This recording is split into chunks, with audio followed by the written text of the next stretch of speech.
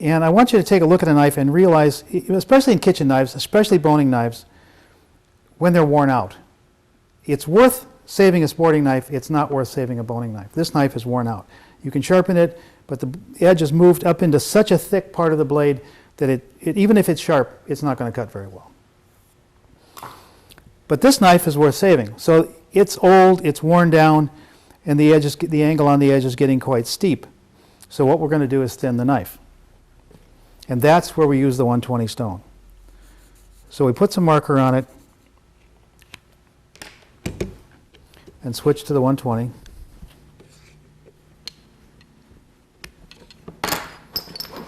Now this and the 220 both require a little more water than the finer stones to keep them clear. And you'll see how the water just sinks into this really fast. This is a really open grit stone.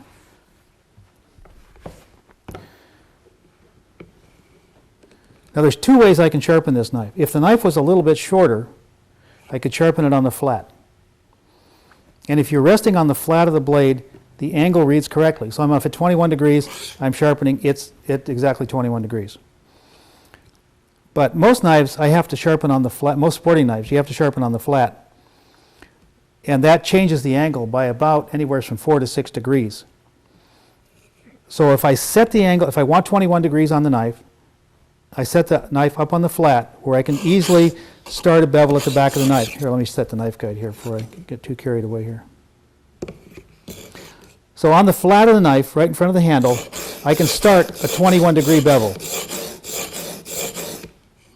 And then I'll move off onto the flat where I'm actually going to sharpen it. Then I put some marker on that bevel that I just cut.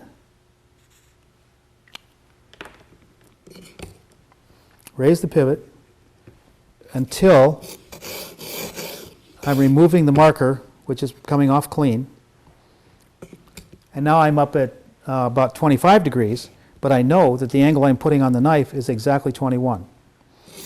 But say this is this is a very old knife, and it had gotten very thick. So I want to save this knife. I want to rehabilitate it. So what I'm going to do is I'm going to drop way down to 15 degrees, and I'm going to cut a relief angle behind the main angle. Way back, like that. So what happened to this knife, the original bevel kept getting wider and wider and wider as the edge moved up into the thicker part of the blade. And once the bevel reaches about 2 millimeters wide, the knife becomes very difficult to sharpen because you can't get a clean cut to the edge on a bevel that's over 2 millimeters. So what I want to do is I want to make the primary bevel much, much narrower. I want to get down to under 1 millimeter. So I'll keep grinding away on the back of the knife. And here's the other difference. You notice I'm not moving the knife. Sporting knives, up to 8 inches. And then even an 8-inch knife, you just have to move it a little bit to get the edge over towards the side of the machine. But this knife, I can do the whole blade without moving it because the knife is stiff enough to support the stone out away from the blade table. Like that. So I'll just keep grinding away until I get my bevel down to under 1 millimeter, which we've already done. We did on this knife a long time ago. But I think you can see it.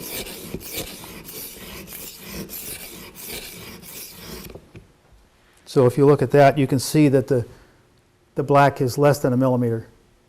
So now I've got the knife thinned out to the point where it's going to have a nice narrow bevel on it at a reasonable angle. And the knife will once again cut with much less effort. If you've got a really steep angle on a thick knife, it's just not going to cut well.